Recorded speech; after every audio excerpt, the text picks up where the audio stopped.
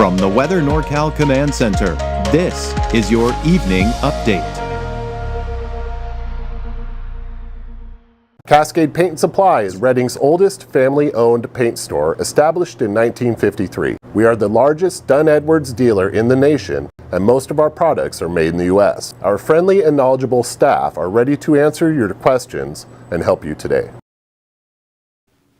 Well, happy Friday evening to you. I'm Chief Meteorologist Mike Krueger. Thank you so much for joining me here on Weather NorCal for your evening update. I don't know about you, but I am ready for the weekend. I'm glad things have kind of quieted down. I can really just enjoy the weekend. It's been crazy this week, you know, with all the crazy weather, the low elevation snow, the heavy rainfall, the flooding, the works. And it all started at the end of January. You think about the month of January, we were all concerned because it had been so dry. And then we wrapped up the month of January where this all started. And of course, the first really full week of February, we've almost seen rain every day. In fact, the first 3 days of February, Reading saw more rain than the normal rainfall for the entire month. So anything at this point is just gravy, right? 8.85 so far for the month of February in Reading. The normal is 1.22. Now you look at all the other areas here, the number is obviously not as impressive as Reading, but still obviously above normal for this time of the year. Now how are we doing for the season? Well, of course we can't complain about that either. By the way, look at Alturas, 4.12 so far for the month of February. The normal is less than 1/4 of an inch of rainfall. So of course, you know, you think about what they saw in Modoc County. Of course, what we're seeing is the flooding out at Pitt River near Canby. So kind of interesting. Here's another interesting note. Someone had asked, have we broken any records? Well, we did see a daily record which was broken out at the Reading Airport on February 2nd, 4.33 inches of rain, breaking the old record of 4 inches set in 1915. So I don't think we can complain about the rain and how much rain that we've seen so far, other than the fact that I think some people are complaining about too much rain, right? Of course, with all the flooding that we've seen. All right, so we do expect drier conditions for most of us as we approach the weekend. And I say that there are a few kinks in there here, which we'll take a closer look at here in a second. We got a dry pattern expected through the middle of the week. Rain and snow returns near the end of the week. And there are hints that there could be another low-level snow event, which could possibly include the valley. Still too early to get specifics on anything at this point, but it does look like a colder storm system coming in near the end of next week. All right, so let's get you through Krueger's Quickcast here for your Friday, February 7th, starting off with your temperatures tonight. It's going to be cold. You know, the thing is, we're going to be clearing things out. The colder air is already in place. You're dropping down to the upper 20s and low 30s in the valley. Single digits and teens off to the north and east. Teens off into Siskiyou County. Teens in Trinity County. Low to mid 30s for the coast. Be sure to bundle up because this can be a cold one out there for tomorrow morning too. Get you out the door here for tomorrow morning. Maybe you're going for that morning run. Well, maybe do the treadmill inside the house because it's going to be quite cold, as you can see. And by the way, there will be some patchy fog out there. Now, you see that? There's showers along the north coast. That's that little kink I was telling you about in the forecast. So what we've got going on right now is, of course, the main system's moving on out of here, but we have the cool and unstable air that's moving on out.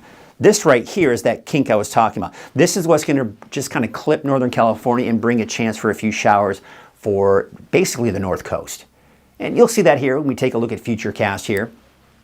Here you can see what's going to tonight, clearing out, making for a very cold night, early morning as well.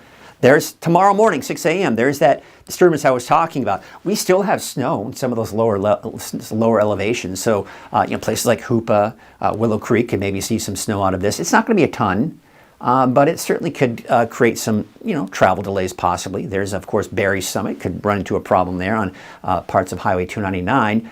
And then, of course, that rain along the coast. But the thing is, it's gone by noon. And then we're dry for the rest of the day on Saturday.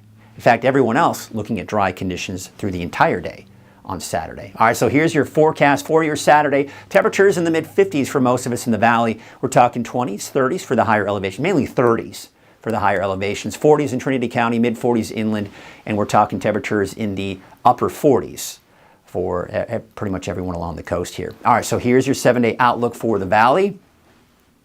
dry through Wednesday. There, of course, is that change. Maybe a mix in there, especially for Reading and Red Bluff, but it's still too far out to give you any specifics or details on that. And then more wet weather going into your Friday. Now, there are some models that want to bring it in as early as Wednesday, but for now, I'm going to keep it dry. Of course, Chase Wilson will have your updates over the weekend. I'll be back on Monday, and we'll have some better updates for you. But there's those morning showers, even for the inland areas, but for Trinity County, it should stay dry tomorrow.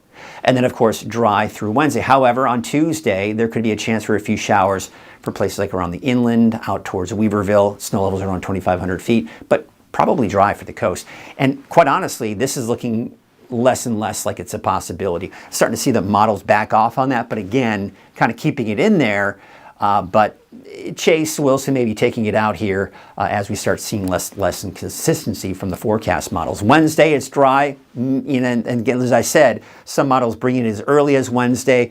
Otherwise, we're going into Thursday with that next chance for snow in the mountains, and it'll continue into your Friday. All right, that's your Krueger's Quickcast. All right, let's take a look at the satellite image here as we go into our deeper dive here. And again, this is the disturbance right here that is going to be kind of kicking on in here for tomorrow morning for the coast. Again, so we take a look at Futurecast and look at that. As we can see here, there it is coming in tomorrow morning by midday. That's pretty much out of here. Dry for the coast eventually by midday. Everyone else looking at those dry conditions as well. Clearing skies is what we've got here later on in the afternoon for the coast. Then we go into your Sunday. And look at this. We actually may see some fog developing parts of Modoc County and into Siskiyou County as well for your Sunday morning. Then we take you into midday and through the afternoon on Sunday. It does begin to clear out, and that'll continue into Sunday night as well. So yeah, we're going to be looking at these clear overnight. It's going to be clearing overnight, that is, and that's going to make for some very cold nights and cold mornings. All right, so again, there's that disturbance, giving the slight chance for a few showers for tomorrow morning. Then it's dry for the rest of the weekend and into next week. Now, this is that weak disturbance I was talking about. The latest forecast models are really backing down on that potential for any rain or snow in the mountains on Tuesday of next week. But again, I'm keeping that chance in there. This looks like it's going to kind of push down to our south, but behind that, we've got another area of low pressure that's going to kick in some moisture by the time we get into Thursday. This is colder air. It's a setup here with some colder air. Now, here's the thing. The main band of moisture is semi-atmospheric river type of characteristics, mainly pointed to our south. But this storm, this cold storm system, is going to be able to tap into that moisture and kind of draw it up into Northern California. And so with the colder nature of the storm, it could bring us some fairly low snow levels, especially for Thursday morning. This kicks off to the east. The main source of moisture is out of here by then, but there may be still some leftover moisture here for Friday to bring us more rain and snow. So we do expect to see that break here for most of us through the weekend and through a good portion of next week before we see more wet weather move in. And with that wet weather moving in toward the end of next week, that could possibly put us in the wetter than normal category. And by the way, the darker the shade the green, the better the chances of seeing that above normal rainfall. So it looks pretty promising. Another look, just a quick look, because as you know, they're releasing a lot of water out of the dams. Shasta Lake, I know they're also doing the same out at Trinity Lake as well. So just kind of things to think about. So what we're looking at here at the Sacramento River at Red Bluff Diversion Dam, you can see it's just going to stay just below that flood stage. So that's good, but you'll notice if you're in Red Bluff in that area, you'll notice the river's pretty high. For the most part, it's expected to stay below that flood stage.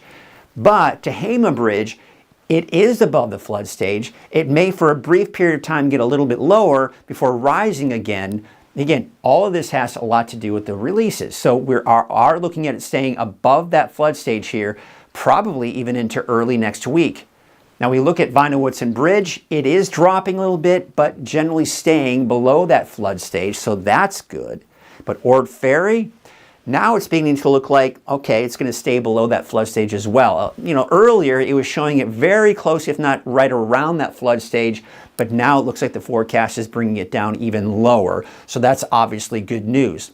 Now, as you know, Pitt River near Canby has been in that major flood stage for quite a while. It has dropped down into the moderate and going into the minor and is going to continue to drop below that flood stage here as we go through the weekend and into next week. So we're really, for the most part, beginning to recover from all of the rain that we have seen. And we can just kind of take a little sigh of relief that it's all over with for now. Before, of course, we've got more rain and snow in the forecast by the end of next week. All right, so let's take a look at the winds, because they will eventually pick up later this weekend. They may pick up a little bit from the north, a little breezy here for the valley in particular for Saturday afternoon, but probably even stronger for Sunday morning.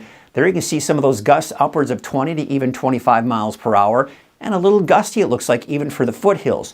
But you'll notice everywhere else, the mountains, yeah, sure, a little breezy for the coast as well. In fact, the coast may see around 10 to 15, maybe even 20 miles per hour. Still, even as we go into Sunday afternoon, Sunday night, still seeing those breezy north winds. So just kind of remember that. You know, you're going to go through the day on Saturday. You'll notice the winds picking up a little bit in the valley. They'll pick up even more for your Sunday morning. Taking a look at your wave heights, they are expected to drop and then increase a little bit here for your Saturday. As we go into Saturday around 6 p.m. Then you can see, so for Sunday, they actually start to show signs of getting a little bit higher as well. All right, let's go and take a look at our forecast here for tonight. All right, another look at those cold temperatures. Make sure you crank up that heat or whatever you got to do to keep it warm. And by the way, just remember, for those that don't have proper heating, check on the elderly. Make sure your pets have somewhere warm to sleep tonight. And it's just a good idea to do that, because, I mean, we're talking single digits, and you're talking teens in the mountains. You're talking temperatures upper 20s, low 30s in the valley, and those low to mid 30s also for the coast. So it's going to be cold tonight. All right, so here's your Trinity County neighborhood forecast for your Saturday. Temperatures in the low to mid 40s. So you'll notice it's dry Saturday, Sunday, Monday. Maybe that chance, but honestly, I may be taking that out. Chase may be taking that out here for the weekend. And then dry Wednesday, and then maybe some more wet weather coming in by the end of next week. And taking a look at the North Coast neighborhood forecast, some of those morning showers dry through most likely Wednesday, and then showers by Thursday, Friday. And as I mentioned earlier, it may even be here as early as Wednesday. Some models are indicating that. We'll see. Some morning showers for the inlet areas on Saturday, dry for Sunday, Monday, Tuesday. But again, maybe that slight chance in there. I'm keeping that in there for now. Your Siskiyou County neighborhood forecast. By the way, I mean, in the mountains, take a look at these temperatures. I mean, they're not warming up a whole lot. They're generally staying in the low to mid 30s. And for Modoc County, you're talking down to 29 on Monday, 26 Tuesday of next week, and then low 30s by the time you get into Wednesday, Thursday, and 37 on Friday. So it's going to be cold, even though we are drying things out here. There's looking at your Eastern Mountains neighborhood forecast. Generally in the 30s, 40s, a little bit warmer out in Paradise with a high of about 50. Also cold in Susanville. You're generally, I'd say on average, going to be in the mid 30s for the next 7 days.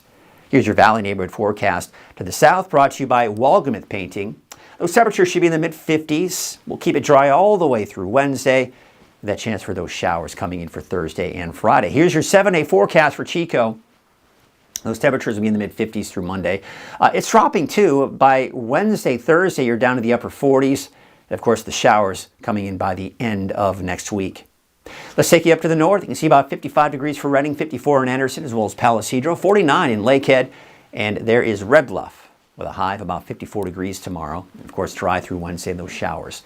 So looking at your 7-day outlook for Redding, mid 50s also through Monday, just like that of Chico, 52 degrees on Tuesday, 49 Wednesday, even colder on Tuesday, and if you look closely, yeah, maybe a bit of a mix on Thursday, maybe. I mean, it's not set in stone. We'll have to watch as we iron out the details as we get closer to next week. But it does look like a colder storm system moving in, as indicated by those temperatures as well. And then on Friday, we'll continue to see that chance for showers.